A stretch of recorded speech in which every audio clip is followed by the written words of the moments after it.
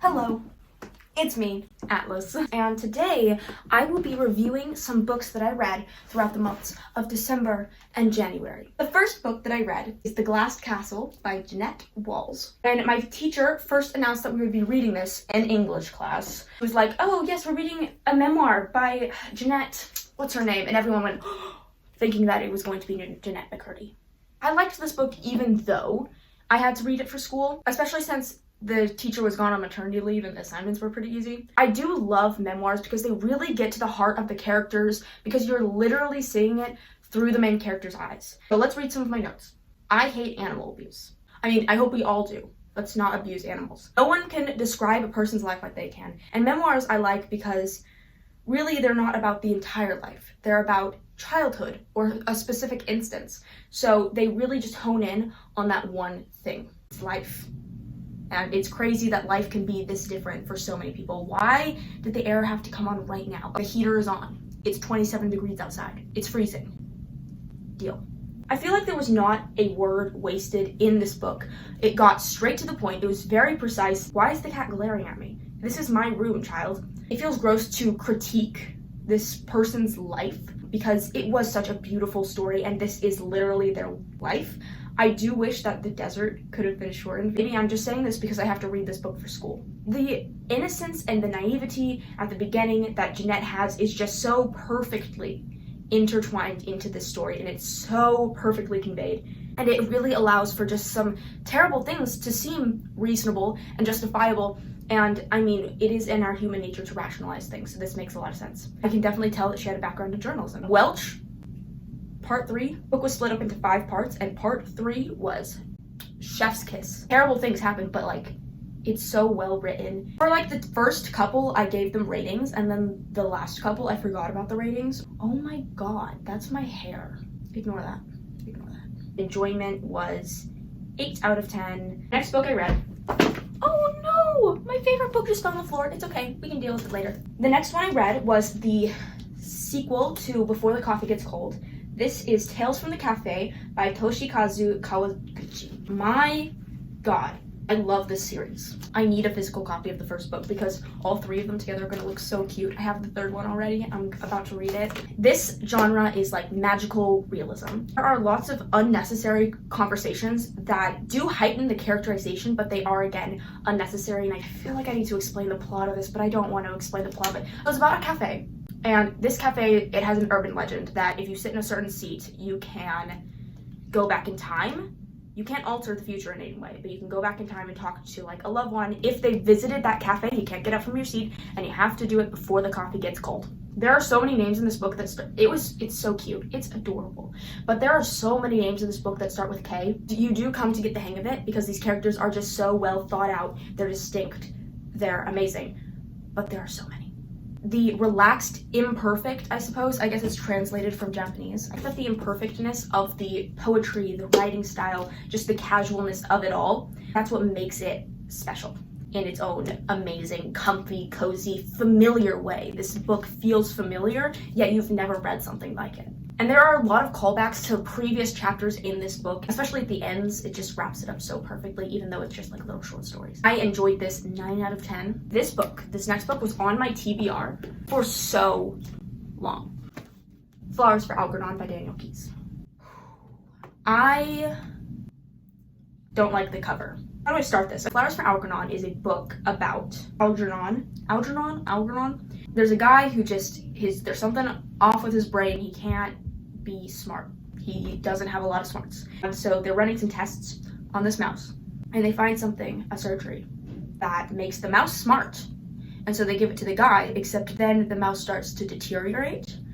So what's going to happen to Charlie? And it's told through a series of progress reports. That does not allow for the character traits and thoughts to be implied, and they're very in your face. However, the formatting and the concept make it very unique and noticeable. You give me a journal entry or progress report-esque book, I'm gonna tie it back to Flowers for Algernon. And the way that Charlie is written, the main character is written when he cannot write and he's like a terrible speller, is so great. And you can also see the progression of his spelling getting better because certain words will start to be spelled correctly. It seems very realistic and none of it's very over dramatized. However, the descent is really truly sad because you don't know what's going to happen to this character, and the emotional inabilities of this character are very well explored. Look, I found myself skipping through some of the parts where he was having like dreams and recollections of his childhood, and that's very important to the character. However, I just hate flashbacks with a burning passion. A good flashback, one that's like, if you take it and you make it really poetic,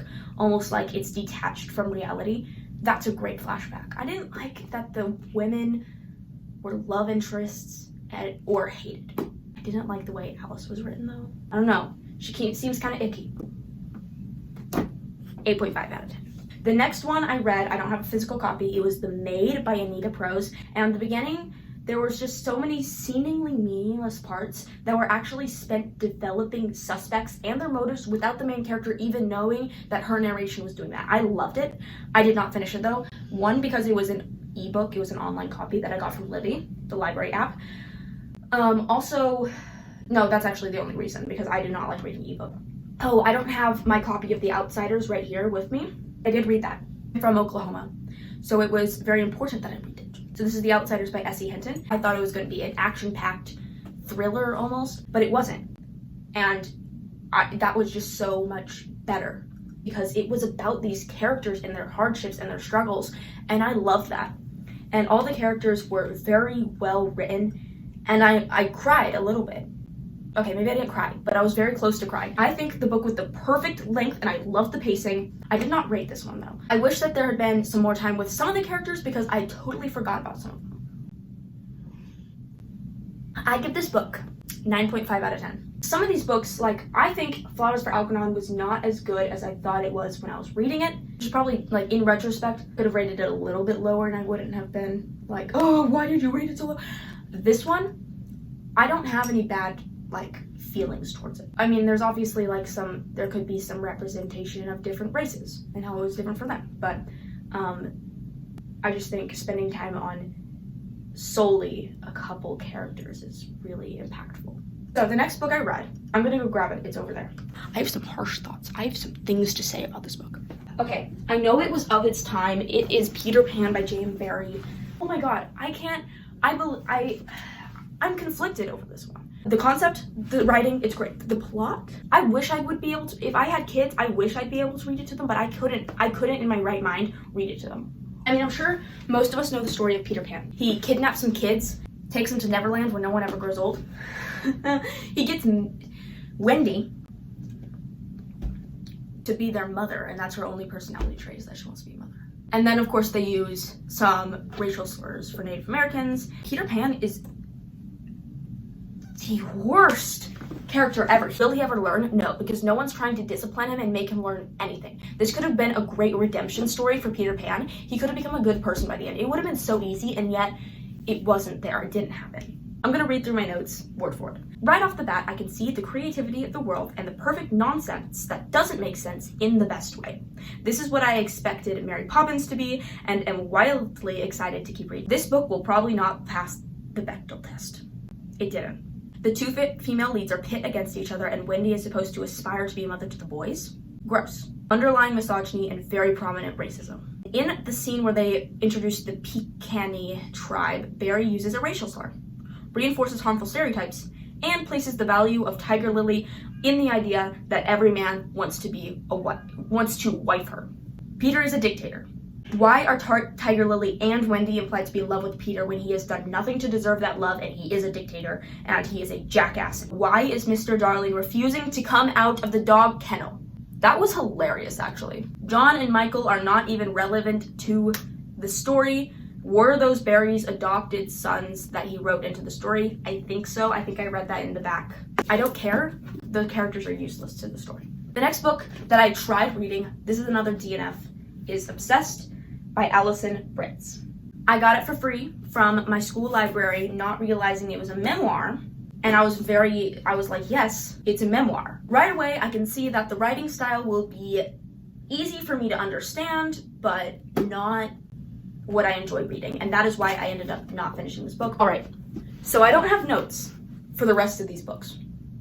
Oopsies. I'm assuming this is what I read next. I'm Glad My Mom Died by Jeanette McCurdy. This is a good book. My mom read it, she listened to the audiobook. I can't do audiobooks, can't do ebook. It was so real, so raw. I loved the writing style. There was parts where it seemed juvenile, like where there were all caps and stuff, but I think that's just what society has led me to believe is juvenile writing, because it was genuinely amazing. It was very digestible. Unlike a lot of books that I read, I didn't find myself skipping through whole scenes. I would give this book, I forgot to rate the last two. Oh my god.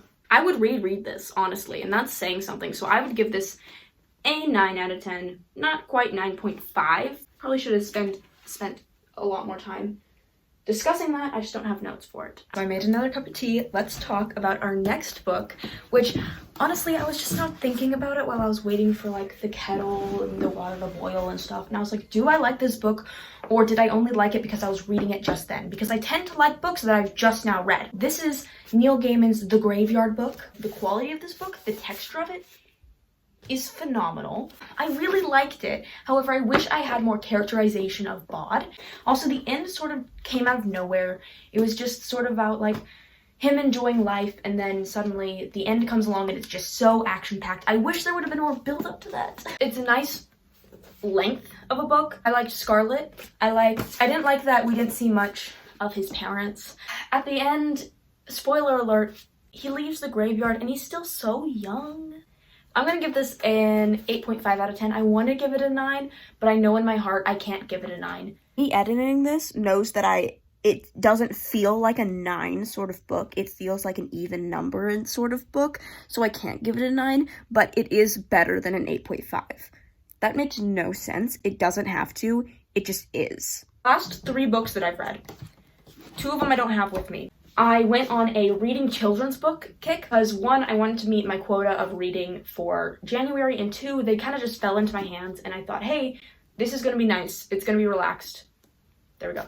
The Wind in the Willows by Kenneth Grahame. This is about Mole and the Water Rat, and it was amazing at the beginning. At the end, it kind of fell apart a little bit. Where'd the action come from? I thought this was supposed to be a slice of life calmness, but it was also like, yeah, something's happening. It's a little bit of a plot. It was good and bad in its own ways. I just wish it would have fit with the themes more. Also wanted to see more of Mole and Water Rat near the end. I love Mole. Mole is great. I was also very confused about the world building system. I'm gonna give this book a 9 out of 10. If it wasn't for the ending, it would be a 10 out of 10, but I genuinely enjoyed this book. I felt like a child. This is something I would read my children, even though the wording's a little odd because it's an old book. Mom. The next book I read was The Mysterious Benedict Society and the Perilous Journey, which is the second book in the series, and I read it in a day, which is crazy. And I would have to give it a 9 out of 10 for enjoyment, but it is a children's book, so things are very much spelled out for you. If you can't tell, I'm a writer who does not like to spell things out to my readers, so I feel like very scared that no one's gonna get anything that I'm saying in the stories that I write if I don't spell it out for them after reading these books. No, the cozy vibes are gone. I think The Mysterious Benedict Society is one of the best children's books and series. Constance is very different than the rest of the group, and it definitely shows in those stories, but that's my only gripe. The next one I read was Poison for Breakfast by Lemony Snicket. It's kind of philosophical in a way. It's plot driven, but then it goes on tangents that are just so amazing. I walked into the bookstore looking for 2 books on my TBR, and I walked out with 2 books that were not on my TBR, and that is a constant struggle of mine. Honorable mention of a book is The Wheel of Time by Robert Jordan. I tried to read it 3 times. I just couldn't. The main character is a dude. I can't do fantasy like that for some reason. Right now, I'm reading the Atlas 6, and I can't wait to see how these characters get better. I hate the pictures of the characters in here. That's all. I hope you enjoyed my reviews. I'll see you all next week. Atlas out.